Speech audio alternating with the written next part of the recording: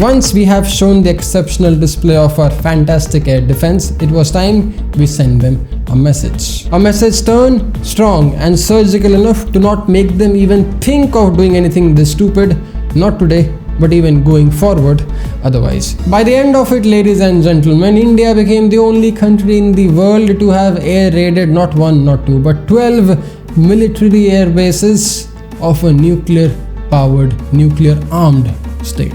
By the end of it, the Indian Air Force emerged as the third strongest air force in the world, not largest, strongest air force in the world according to the global military ranking and global military strike power, right after Russia and United States.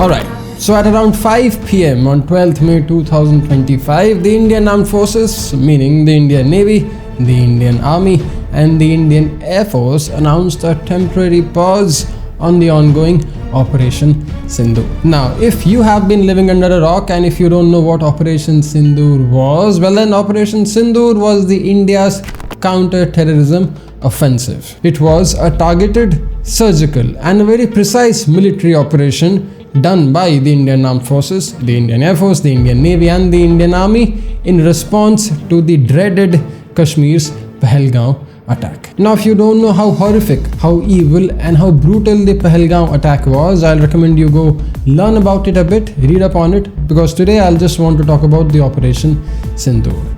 You see, the mission objective was quite simple. The intel shortlisted a few very high value targets which were either on the other side of the LOC, meaning the Pakistan occupied Kashmir, or on the other side of the international border, which would mean the entire territory of the state of Pakistan. From a huge list of potential targets, 21 were shortlisted by the Indian intelligence and the Indian Armed Forces agencies. From this list of 21 high value targets, 9 were handpicked and they were eliminated. So on the morning of the 7th May at around 0100 hours or say around 1 AM, the Indian Air Force's Rafale jets started bombing these 9 places. The phase 1 of the operation lasted about 25 minutes and all of these 9 terror camps were obliterated to the ground, killing about 100 terrorists in the process. Now all of this, by the sound of it, could seem something very straightforward and simple. But trust me when I tell you this, it was far from being anything straightforward or simple. You see, unlike the Russia-Ukraine conflict or the Israel-Hamas terror, Pakistan is a nuclear state, and Pakistan is also not a militia state. The Pakistani armed forces aren't a group of wannabe militias or wannabe terrorists. They are rather run by professional jihadi generals, which on its own makes them very unique and different. So it's no joke to infiltrate, raid and bomb the terror camps inside a country which has their armed forces. And it's not only that this country has a decent military size, but the thing that makes it worse is this country is also a nuclear state.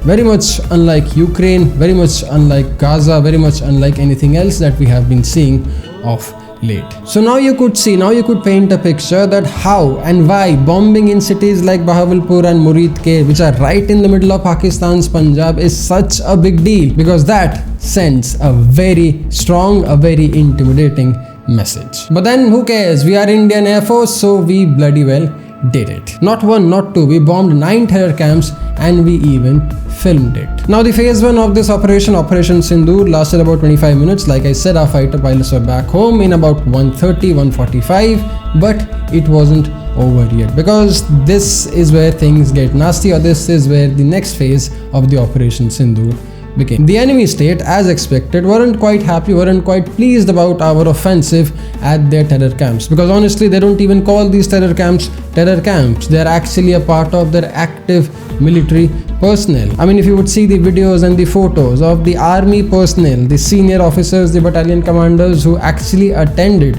the funerals of these so-called martyred terrorist will actually blow your mind quite upside down. So the next phase began when the enemy started shelling heavily at the LOC, the line of control. As an aftermath, we lost about 10 to 15 civilians succumbing to these heavy artillery guns and shelling, as they said. But then this is the Indian Armed Forces. It doesn't take shit sitting quiet and do nothing about it. We started selling them back, and we started selling them back hard, probably causing 35 to 40 loss in their armed force personnel, because we were still civilized enough to only target their military posts and sentries across the border. The night dawned in, and this is where things got really heated, really very escalated. The enemy has now started sending drones, of drones, thousands of drones targeting our civilians, our temples, and even the defense radars and bases. But then none of them could actually make it out alive, because we have the Iron Dome 2.0, as you should see, as you should try. I mean, if you would have seen Israel blocking out all of the Hamas's rockets and their infiltrated drones,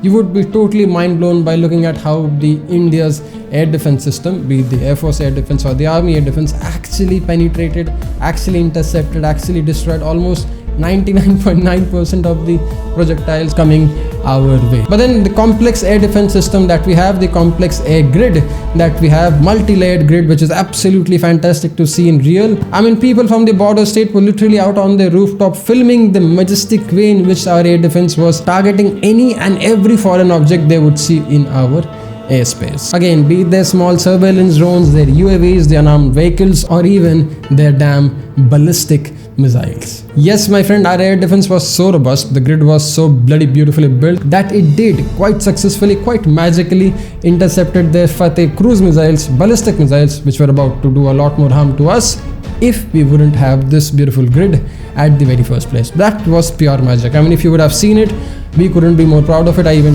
tweeted about it, I even put up a story. That was probably one of the best things I have seen live, the way our air defense worked, and the way one could even call it the modern, real, active Iron Dome 2.0 or 3.0, whatever that it may be. But you see, targeting, intercepting, and eliminating these UAVs, these drones, and these missiles were only one half of the puzzle. Because there weren't one or two drones, ladies and gentlemen, they were coming in thousands, and they were coming in hot at our military bases, at our community places, religious places, residential areas, and everything that you could think of. I mean, seriously, honestly, hats off to my border state folks. I don't know what kind of resilience these guys have.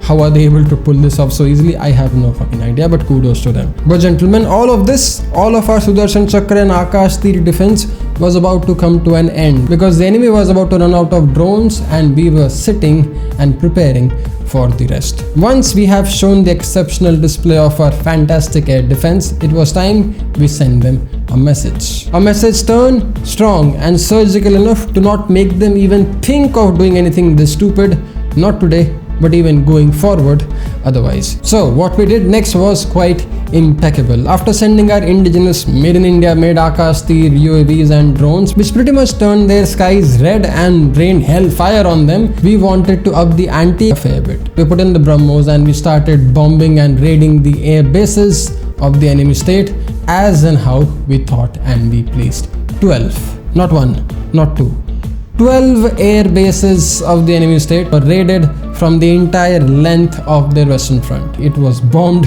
and it was bombed like they haven't seen it coming otherwise. And we ended up obliterating 3 of their air bases to such an extent that they are till date not operational, as they say. And trust me, they tried hard. They tried very hard to penetrate our airspace, to come inside our territory and bomb some of the military installations, but they just couldn't get through our air defenses. Our army's long-range artillery and the air force's long-range missiles started bombing every possible post across the border. There were explosions everywhere, there were missiles everywhere, and the scene was so drastic, the scene was so dreaded, that I don't know how much time would it take for somebody in that air base or for somebody in that border post to actually get over the trauma that has been caused by such devastating air raids. So left with absolute no option, the enemy state started running around seeking help and possibly get an intervention. The DGMO, the Director General of the Military Operations of the enemy state, called our DGMO at around 3 PM and asked for an immediate ceasefire because they were running out of life to be spared. Our DGMO and our military personnel thought it through, and about 5 PM we thought of unilaterally pausing the Operation Sindoor for a bit and thought of waiting it out and seeing if these guys would actually behave. By the end of it, ladies and gentlemen, India became the only country in the world to have air raided not one, not two, but 12 military air bases of a nuclear-powered, nuclear-armed state. By the end of it, the Indian Air Force emerged as the third strongest air force in the world, not largest, strongest air force in the world according to the global military ranking and global military strike power, right after Russia and United States. By the end of it, the domestic, the Indian, the Make in India military complex saw an enormous rise, enormous interest in the reliable, economical and effective air defense and missile equipments. Now this was the brief, this was the narrative, this was the piece we all must keep in mind, we all must never forget. Because ladies and gentlemen, the moment we take our focus away from the sheer scale, the sheer impact and the sheer size of this massive operation of counterterrorism that we have probably done ever in the existence of our 80 years as an independent country, you would undermine every piece of work, you would undermine every armed forces hard work, every intelligence officer's hard work gone in this process. To literally raid, bomb and destroy 9 terror camps and 12 military bases in the enemy state is no joke, and even Russia and US are looking at it very seriously. I'm not even talking about China or anybody else. We rained hellfire for 3 straight days on this apparent enemy state who thought could blackmail us with the nuclear arsenal, which is a whole different video altogether, as one would say. But be proud and take pride in the fact that we are a rich country, my friend. Be proud, be confident and be very thankful to your armed forces. Jai Hind, Jai Bharat. Until next time.